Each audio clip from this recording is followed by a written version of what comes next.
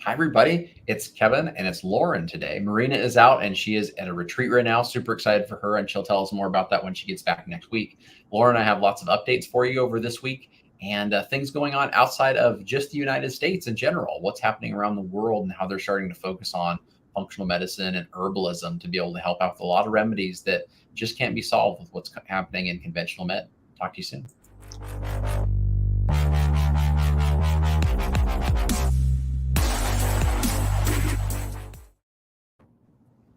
Lauren, what's been up? I redecorated the office. We decompartmentalized, I think, a lot of the old like furniture stuff. Got a lot of the knickknacks up and viewable, so I could enjoy.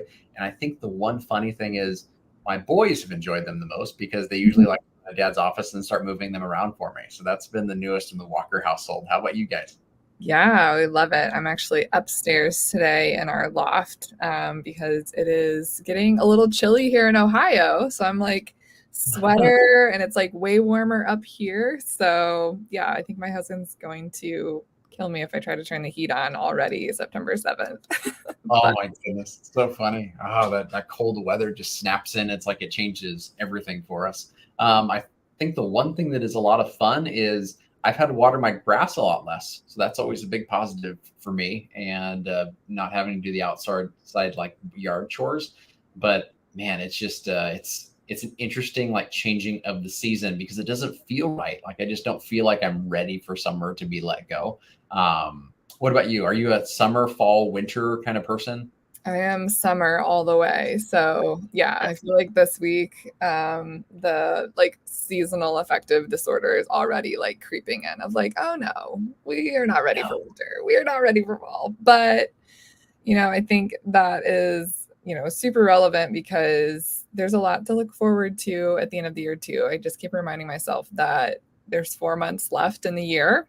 September, October, November, December, 4 months. That's it, and just really been reflecting back on, this year has been pretty incredible, I think, for all of us, and all the different goals and things that we set at the beginning of the year, and kind of just checking in with like, where are we today? And how much time we have left this year is really exciting too, because there's a lot of cool things happening, in-person events, courses, all kinds of things. And then, of course, like you were talking about, really cool things happening in the world right now. So, Yeah, one thing is I think with the changing of the season, you may not be a pumpkin spice kind of gal, but I am a pumpkin spice kind of guy, which I'm fine with. Like that change, I'm all about the holiday like seasons and flavors.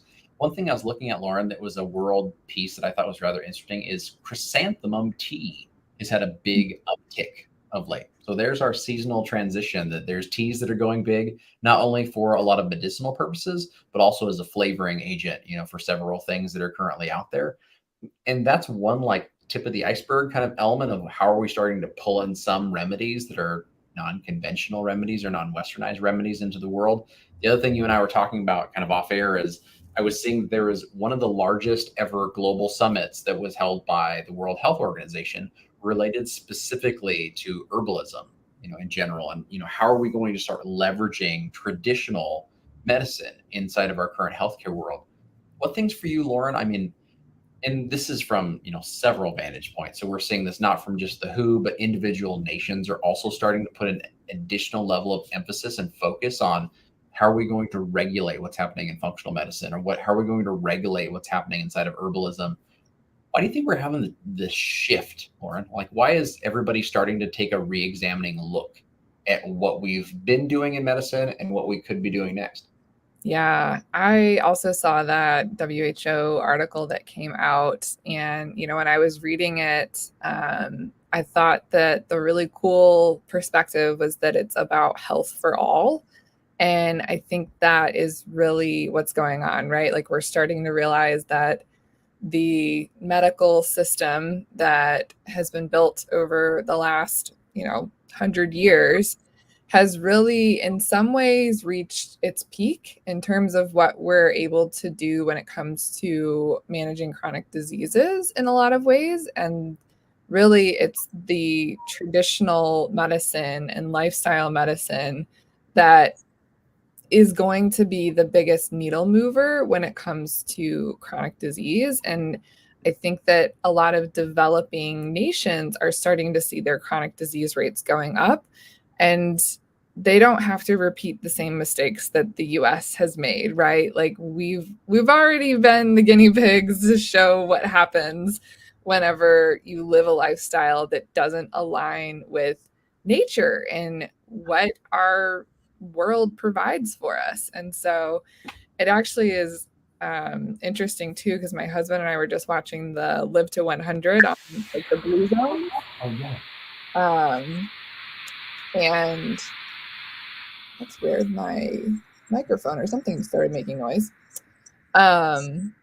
So we started watching the Blue Zones documentary on Netflix. And of course, Costa Rica is one of the 5 blue zones. And sadly, they are one of the fastest dissolving blue zones because modern conveniences have started to make their way into places like Nicoya. And that's actually, when I go to Costa Rica, we drive right through Nicoya. And you see like this now bustling city where there's a McDonald's and a KFC and like these fast food chains that are starting to make their way into what used to be remote jungle areas. And unfortunately, the people are starting to eat that type of food and live that type of lifestyle that's just a more modern way versus the old ways of, like grinding your corn to make tortillas by hand, right? And so it's such a balance between, yes, like we want modern conveniences, but at the same time, we're losing out on what gave these different areas their ability to live to be 100, because you do things by hand and it shapes your whole life. So I think that's what this WHO summit was really all about, was like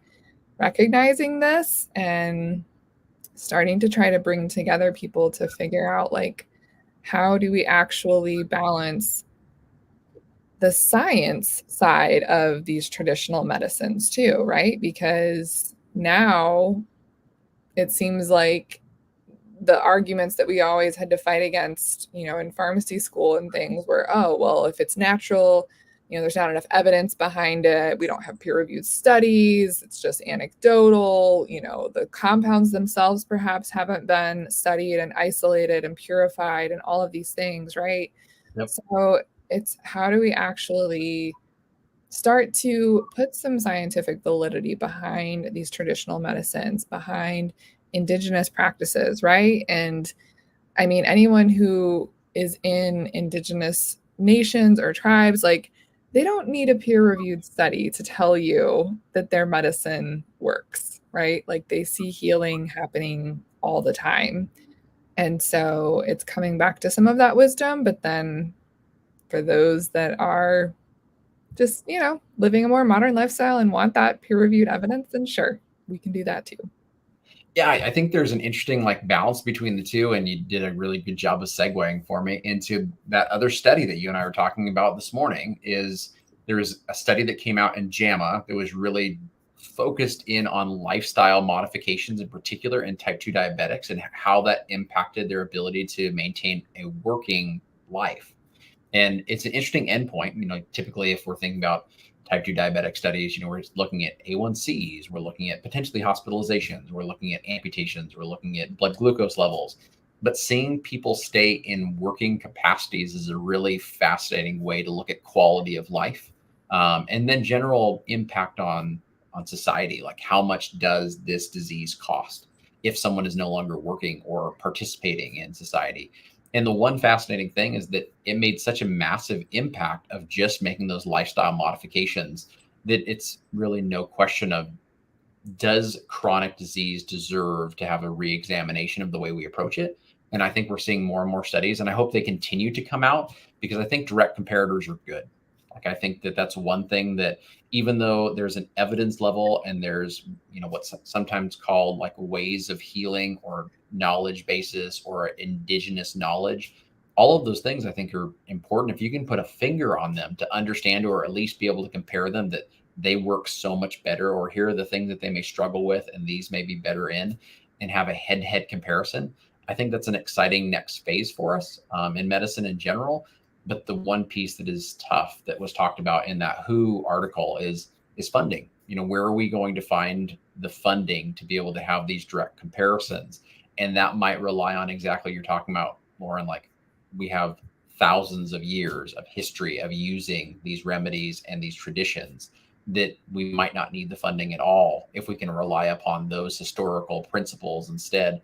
And funny enough, in that back corner right there, I have a history of medicine book. It's like a book of pictures. And my grandfather had it, and I didn't look at it when I was a boy. I got it later on in life. And it goes through like various tribal organizations or groups throughout the entire world, and the way that they practice medicine and the way they've learned medicine and then developed medicine culturally. And then it started going through like the next like shifts and phases of Hippocrates, and going through all the greats, over the years, and how they learned, and fascinatingly, like, we are no longer allowing ourselves to experiment to that level. Like, that we're just saying, we're going to look at smallpox with cowpox and infecting, a small boy from some milkmaids that had cowpox instead. Like, those kind of things are no longer acceptable within like cultural practice. And so it's really interesting to see like where that balance is going to be. How do you balance it, Lauren? Like, if you are doing something to be able to treat your family or your patients, and making that balanced decision between, here's what, the functional medicine practice and the roots are going to be able to give me the best of Western and the best of Eastern. Yeah, I think for me, it's been a journey over the last 8 years, right? And it's kind of perfect timing too, because my book chapter that I wrote in a collective book that's coming out next Wednesday on the 13th.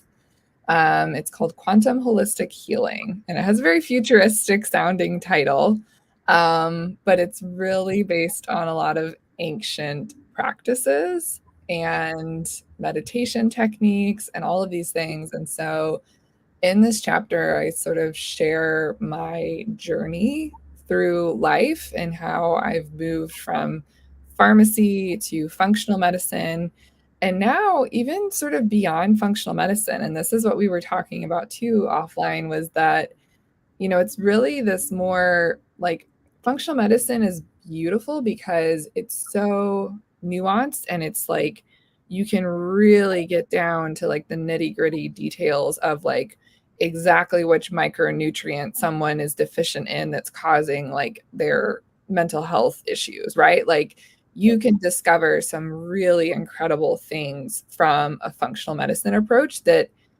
without the modern science and lab testing and like high quality supplementation and all of these things, you would either never know it, or you would struggle to try and replete whatever's going on, right? So we have all of these amazing scientific advances that can be so helpful, but in a lot of ways, functional medicine, even in of itself, is still another form of a very conventional scientific approach to chronic disease, lifestyle things that more likely than not still came from lifestyle choices, right? So it's like, now we have these tools that are going to help us speed up this sort of natural approach.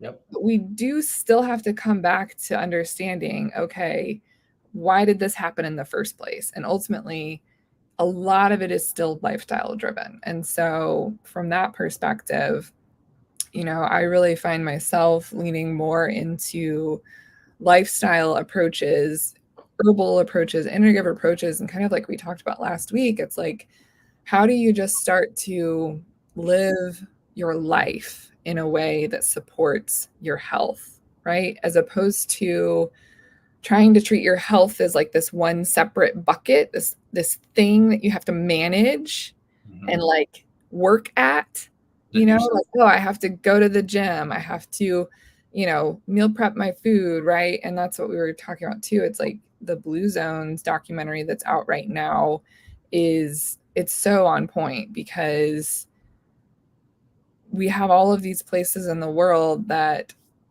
pretty much are untouched by the ways of modern life. And it's almost like having to unlearn everything that we've all grown accustomed to because our modern way of life isn't sustainable. We have to come back to the roots. We have to come back to just truly doing things the old-fashioned way, doing things the traditional way. And yeah, like we're in a modern society, so for some people, maybe that looks like going off to Costa Rica and living completely off the grid, right? Like it's possible. And you might not need as much as you think in order to live that type of lifestyle and be completely healthy and happy and live to 100. But we also have a lot of us that are here in 2023 working as pharmacists and providing for families and all of these things, right? And so how do we balance all of these different things? And yeah, I think that's the mystery of life. That's a beauty to unpack right there. I think there's lots that you and I and Marina can jump into on that individual topic. I think the one interesting piece that I just wanted to touch on for today, though, was you talked about how we set ourselves almost aside, right? That it's like here is life, what we think of as life. And then all of our health and everything related to how we keep ourselves and our communities healthy is like, it is a nuisance. Like it's something that we have to deal with rather than something we focus on. And that's a really interesting divergence from how people thought previously, like eating good food, having communing, having association and fellowship, like all of those things were so big in traditional settings. And now in our like nuclear society or post-nuclear society that we seem to be so separated on, what is the focus of life? Like, is it our financial life? Is it, the new toys and needs and social media aspects we need to pull in? I really think that there's some interesting unpacking to be done when it comes to how are we treating ourselves, our entire bodies, as opposed to how are we just treating our exterior appearance so that we look a certain way or feel a certain way to the rest of the world, how they're viewing us. And I think that's something for the next episode for sure. But no, thank you so much for bringing it up. It's an epiphany moment. Definitely. What news, Lauren, before we let everybody go for the day, what news we need to make sure we're aware of and what events are coming up? So as I mentioned, next week on September 13th, Wednesday night, there's actually 2 events happening. So you heard Marina and I talking about our clinical call on herbalism and functional medicine that's happening inside the FMPHA membership. That's actually be taking place at 6 p.m. Eastern time. We moved the time a little bit earlier because Marina and I are also going to be in the book launch for the Quantum Holistic Healing book, and that starts at 7:30 p.m. Eastern times. So we can leave the links to everything below, and hopefully you can join us for one or both of those activities. And then I also just wanted to remind everyone that the Functional Pharmacy Symposium is coming up in Nashville on September 22nd and 23rd. We actually are going to be having a special guest with us, James Maskell, for those of you in the functional medicine community who know him. He will be joining us that weekend as well. So we're really excited to bring the spotlight back into the world of pharmacy and functional medicine. And so tickets are still available for that. We would love for you guys to join us if you are able to make it out to Nashville.